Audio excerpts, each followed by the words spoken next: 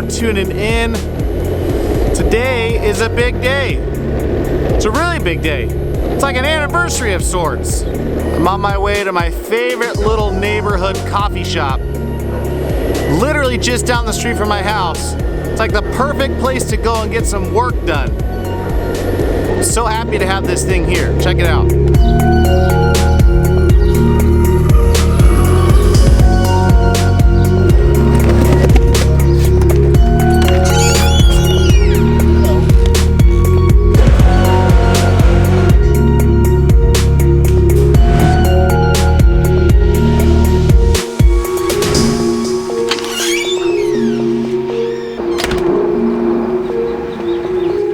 This is my little safe haven. It's my quiet place I go to get some work done. It's just a way to get away from the family because working from home sometimes it's great. Don't get me wrong. I really love it. I wouldn't change it for the world right now. But there's a lot of distractions, especially I got 2 young sons and they're constantly pounding on the door trying to get me to come out and play with them. So I come here, it's really close, it's quiet, people are really nice, the coffee's good, and I get to work. So yesterday marks 2 years that I left my job. Some of you guys might know that I was working in the music industry, worked for a large record label within their finance and licensing department, and I was there for over 10 years. And 2 years ago, at the end of April, I said bon voyage, and I went out on my own and started this life that I now know and have been doing for the last 2 years. And it's been a crazy ride, definitely an interesting journey, and something that I've learned a ton through. And I wanted to talk a little bit today about some of the stuff that I learned. But I do have to get a little bit of work done, so give me 1 second, okay?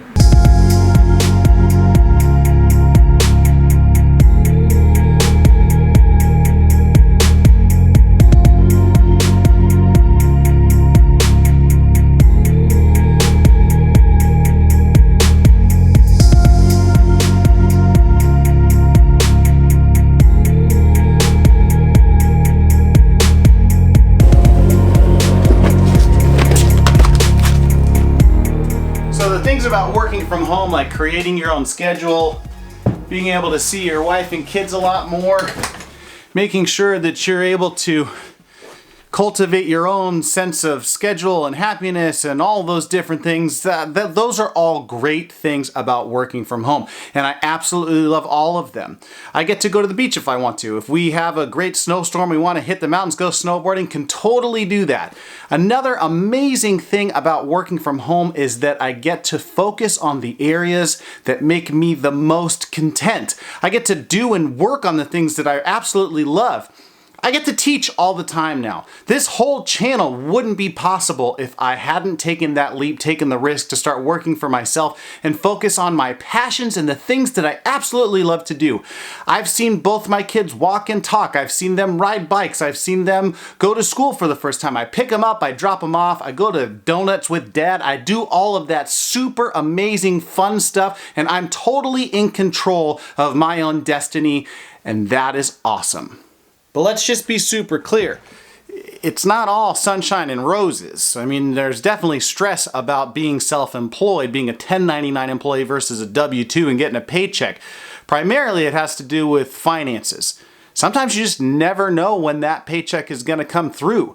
And working for yourself, part of your job is making sure that you have jobs. And so a lot of the things that I do is just cultivating business and working on things that, I didn't necessarily expect to work on.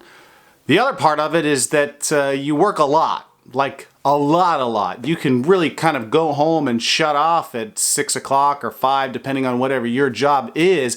But that's not necessarily the case with entrepreneurship. A friend of mine laughed when I said, hey man, I just left my job and I'm working for myself. I'm really excited. He goes, man, entrepreneurship. You get to choose any 20 hours in the day you want to work.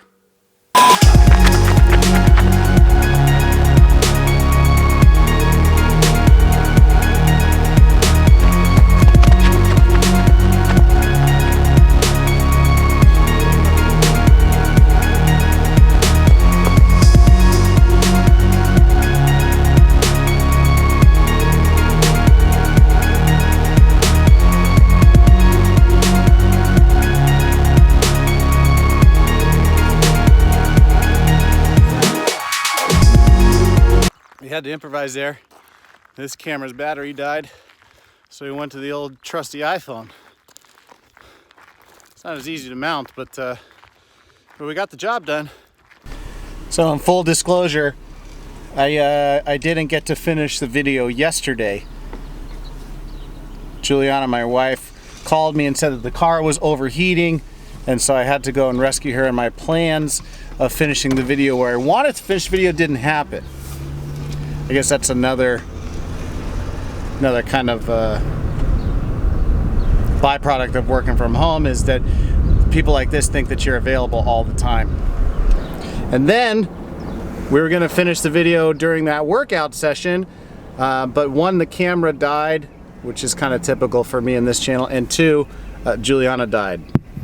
Not really. No, really. Like, my battery was low. Hit the last box jump that she did, collapsed on top of the railroad tie, and then just told me, screw it. Strong. You did finish strong, and then told me that she had to leave and just walk to the car without me getting a chance to finish this video. Are you wearing two sunglasses? Yeah, I can't find my prescription glasses, so I'm wearing my glasses with sunglasses on top. But look, like that. Can you tell? Look to the side.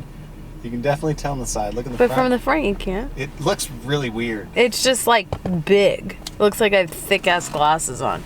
The light's green, bro. Oh my god, this video is like such a nightmare to finish. We were doing the whole like workout thing. Julian felt like she was gonna pass out, and then my battery on this camera died for the second time in 2 days, just like blowing it. But at this point, I'm taking the idea that done is better than perfect, and I'm gonna wrap this whole thing up right about now. The most important thing that I realized over the last 2 years is that the work that I had put in from finding out who I am as an individual and what makes me tick has paid off in droves. Once I finished grad school, I went down this deep, dark hole to try and figure out what makes me tick. And although that may seem like it was a little late in the game to do, I found that a lot of people really don't do as deep a dive as I'm talking about. I mean, really, what makes you get out of bed in the morning? Not just like, I'm a morning person, or I like to play with Legos. That's not what we're talking about. It's like, what are the drivers in your life that make you move and that give you motivation and passion and all of these different things? For me, I'm a strategist, I do well in ideation, I'm an avid learner, and I am a creative. If all of those boxes are checked off for me, then I'm in happy place. I'm in my happy place, right? So I had to figure out, and I had to cut some slack, and I had to take some risks in order to put myself in a position where I could take advantage of the fact that I had this newfound knowledge and that I had the potential to be able to actualize those things as a career for myself. I had the opportunity, the privilege, the luxury of being able to take this risk alongside with my family and say, hey, I'm gonna make this life happen, or at least I'm gonna give it a damn good fucking shot to try. The way that I figured that out was through a bunch of personality assessment tests. And I know that there's a bunch of people that are probably rolling their eyes at this point, and I get it. Myers-Briggs is not my favorite subject either. But there was one in particular called the Gallup Strength Finder, the Clifton's Gallup Strength Finder. And I'll put a link in the description below so you guys can see it. This report was life-changing for me. I've talked about this in my classes. I've told my students about this. It is a game changer. And guys, I really implore you, if you're feeling a little bit lost, you don't exactly know what to do, or you're trying to figure out how you fit into the world, or you're just curious, take this test. It's $20. It was the best amount of money I have ever spent. I don't get any kickback from this. There's no affiliate program that's going on anymore. This is just something that changed my life, and I wanted to share it with you guys, and I hope you find value out of it as well. I want to close with a tweet that I put out the other day, and I know it seems bizarre for me to be reading one of my own tweets, but it was really just a stream of consciousness that I had that I want to make sure I get correct. And it was in a time where I was a little stressed about some money stuff and making sure that we had enough to pay some bills. And this hit me like a ton of bricks once I pulled myself out of that little stressful, depressing situation. So here's what I said. It's either risk and stress or security and complacency. Either way, there's a struggle. You just have to choose how you want to spend your time. Chasing freedom isn't easy, but neither is dying a slow death in a cubicle. The last 2 years have been a crazy journey, and even if I do end up going back to work for a company, I wouldn't have traded this time for anything. It has taught me so much about myself, about the world, about my family, about my place in all of that, and it's been an invaluable experience. If you're thinking of taking the jump and you have legitimate reason to do so, I say do it. I say do it.